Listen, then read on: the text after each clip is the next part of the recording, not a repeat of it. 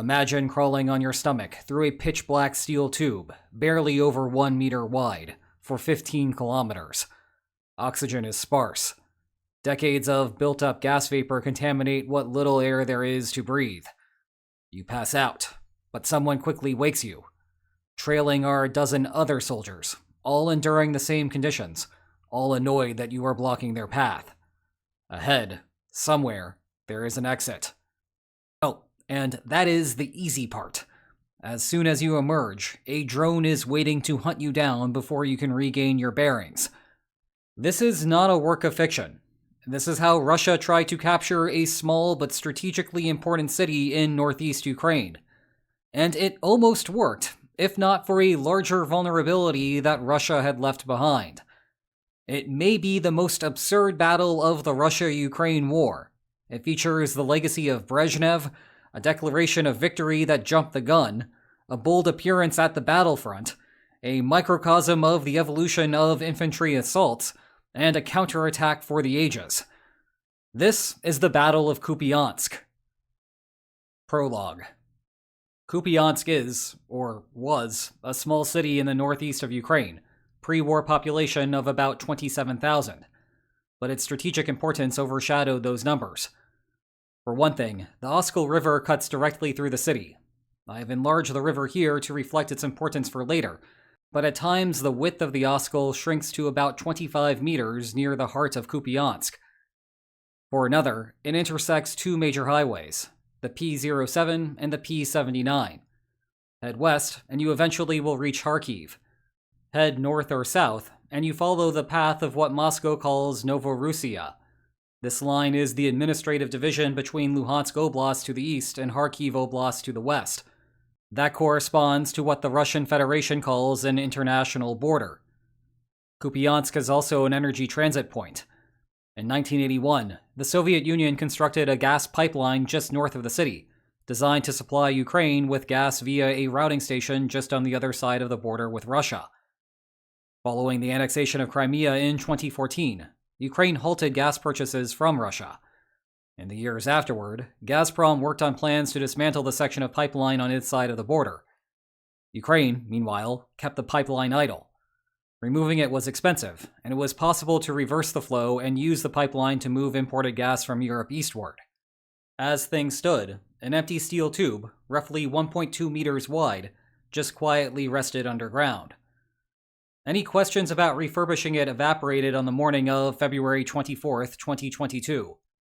Vladimir Putin announced a special military operation, and Russian soldiers began streaming across the border from the north, from the east, and through Crimea.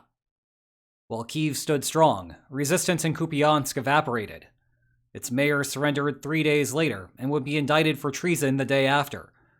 For more than half a year, the city remained under Russian occupation as the ad hoc capital of the Kharkiv Oblast, with Russia having failed to take Kharkiv itself. However, September 2022 marked the beginning of Ukraine's fall counteroffensive. Blue and yellow forces used the P07 highway as a guide for their eastern push. On the 9th, the first salient appeared in the region. By the 10th, Ukrainian troops had made their way into the city. On the 11th, they began fanning outward along the Oskol River. On the 12th, it was the south side. Around this time, the Kremlin recognized that the situation was militarily untenable and took two major steps to resolve what was on the verge of becoming a catastrophe. The initial step came on September 21st, when Putin again took to the airwaves to announce the mobilization of Russian reservists. It would quickly become an incredibly unpopular policy, so much so that Putin would spend the next few months rolling it back and replacing the recruitment system with voluntary contracts. The second was to formally annex Luhansk, Donetsk, Zaporizhia, and Kherson into the Russian Federation. The purpose of this was to provide a legal rationale to send Russian troops to those regions for defense. Notably, the Kharkiv Oblast, home of Kupiansk, was not part of it, something that will become notable again later. Still, Ukraine made further progress, albeit at a slower pace. By the beginning of November, Russia was trying to hold on to the northern section of the P79 highway. Further south, Russian troops were almost back to the border with the Luhansk Oblast. It remains the high point in the war for Ukraine, The offensive came to a natural end as the fall flipped into winter. Rain and slush turned dirt into mud, rendering Ukraine's motorized battle plan infeasible. Meanwhile, mobilizing hundreds of thousands of fresh soldiers paid off for the Kremlin. Russia built up its defenses, and Ukraine failed to initiate a successful offensive in the spring of 2023. The war was turning again. Act 1. Frontal Assault. About 2 years passed without serious movement near Kupiansk, but toward the end of 2024, Russia began a new campaign for the city. Initially, the main efforts were to hug the river and press along north and south of Kupiansk, leaving a gap in the middle. But on November 13th, Russia made a stronger play by sending 2 armored columns directly into the city along the eastern bank.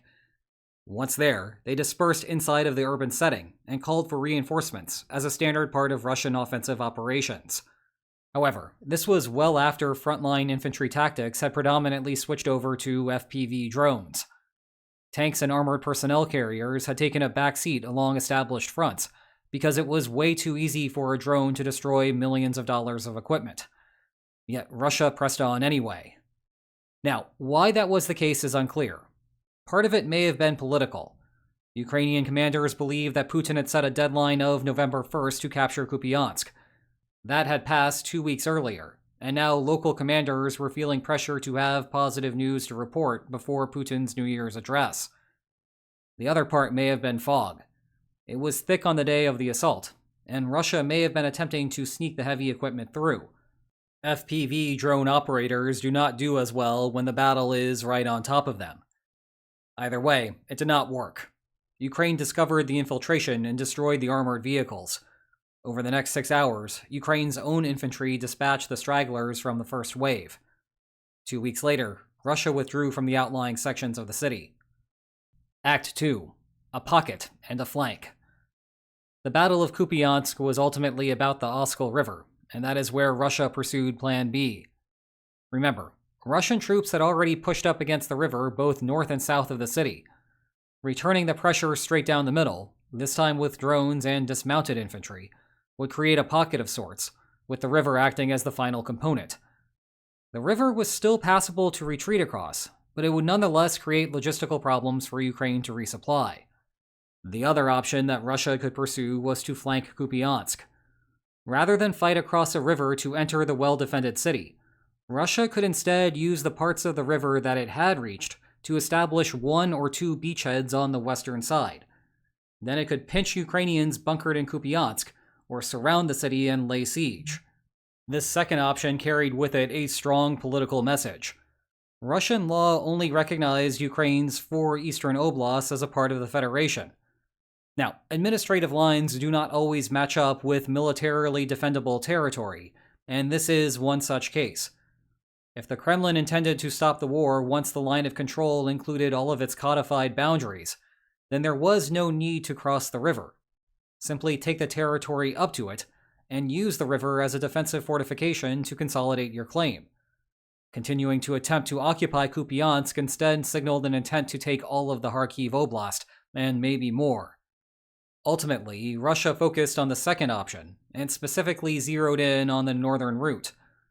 On November 26th, Russia claimed to have crossed the Oskol and entered a settlement. At the end of the month, a second bridgehead formed just south.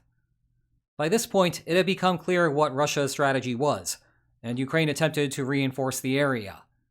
In early December, Ukrainian forces successfully removed Russia from the first beachhead. However, by the end of January, Russia had consolidated the second beachhead. The Kremlin's first step in the larger plan was accomplished. It had successfully established a presence west of the river. For the next 6 months, Russian forces slowly progressed south, using the standard 1- and 2-man teams to push forward, establish hiding spots, and evade Ukrainian drones. At the end of July, the front line had moved to the edge of Kupiansk itself. The real battle was about to begin. Act 3. Attack and Counterattack. At the beginning of August, Russia began sending those same 1- or 2-man infiltration teams into the city. This immediately caused problems for Ukraine's defenders, which at this point relied on drones to halt any advances. Out in open fields, Russian soldiers are easy targets. Once in a city, everything has a roof, and everything therefore becomes a good hiding place. Yes, somehow the advent of drones has made the relative difficulty of urban combat even harder. There was still the problem of implanting Russian soldiers into the urban environment, though. Mad dashes through open spaces are not advisable. And that is how we end up back at the Brezhnev-era pipeline saga. Recall that Ukraine had left the pipeline idle, hoping to one day put it back to use and not wanting to pay to properly dismantle it. But the pipeline seemed to resolve Russia's entry problem. Simply have men get in from a safe location, crawl underneath no man's land, and emerge somewhere directly inside of Kupiansk. One Ukrainian officer estimated that hundreds of Russian soldiers tried just that. Well, the strategy probably did not work well for anyone involved. The troops crawling through the pipeline fell into a stupor as they crawled up to 15 kilometers in search of an exit. When they finally emerged, they tended to walk around aimlessly, their brains not having recovered from oxygen deprivation and inhaled residual chemicals. But they still posed a problem for Ukrainian troops, who spent weeks playing cat-and-mouse games, trying to search for the latest exit point so that they could seal it. Nonetheless, the fact was that Russia had made advances into the city, and the Kremlin was ready to celebrate. On November 20th, Putin visited the West Group's command post and got the update from Chief of the General Staff, Valery Gerasimov. The West Group of forces have liberated Kupiansk and are now eliminating encircled Ukrainian formations on the eastern bank of the Oskol River. Except that is not what was happening. Gerasimov was claiming that the city was captured and that the pocket had fully formed. Concurrently, though, the map looked like this. Russia had indeed stepped foot in Kupiansk, but the city was merely contested. Ukrainian forces east of the Oskol still had the ability to retreat if it was necessary, which it was not. To the contrary, Russia had a more structural problem on its hands. It had pushed a salient south along the river. Salients are fine. In fact, they are often exactly how you want to start a battle. But you cannot leave them like that for the long term. The element of surprise is what keeps them from collapsing. And there was the rub. In the interim, Russia had hardly made progress in enveloping Ukrainian soldiers on the eastern side of the Oskol. This created an opportunity for Ukraine. Cut through the salient, and whatever soldiers had made it into Kupiansk would no longer have access to supplies. And that is precisely what happened. Around December 10th, Ukraine indeed collapsed the salient. On December 12th, Zelensky visited the main entrance to the city, with live fire audible in the background. He was essentially mocking Putin, summarily rejecting the notion that it was in Russian hands. The Kremlin cried foul, claiming that the video was an AI fake, and illustrating how the problem with modern technology is less about producing lies and more about casting doubt on the truth. The next few months focused on cleanup operations, with some starving Russian troops hiding in basements for weeks at a time. Interspersed were various claims from the Kremlin that Kupiansk was in Russian hands, and further interspersed were videos featuring proof to the contrary, like the Ukrainian flag flying above the city council building. Russia had failed to take Kupiansk. Epilogue. Despite the battle raging for more than a year and a half, it is still too soon to call it over, despite Russia's failures. At the time of recording, Russian troops remain west of the Oskol River, to the north of the city. The Kremlin still has its sights set on liberating Kupiansk, and it would not be surprising if yet another battle for the city commences in the future. And there are no guarantees regarding the outcome of a future battle. In April 2026, media reports surfaced of Ukrainian soldiers starving within the semi-pocket east of the Oskol, the river having complicated standard resupply missions. However, the battle was an early signal of what was to come in the medium term.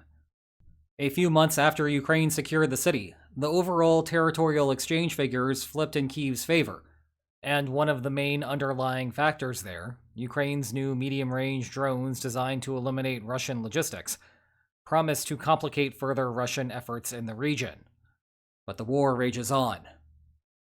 If you enjoy this type of retrospective, then I have great news for you. I have an entire playlist of them, mostly concentrated on the earlier phases of the war.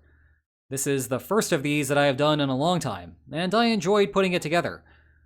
Meanwhile, if you enjoyed today's video, then please like, share, and subscribe, and I will see you tomorrow. Take care.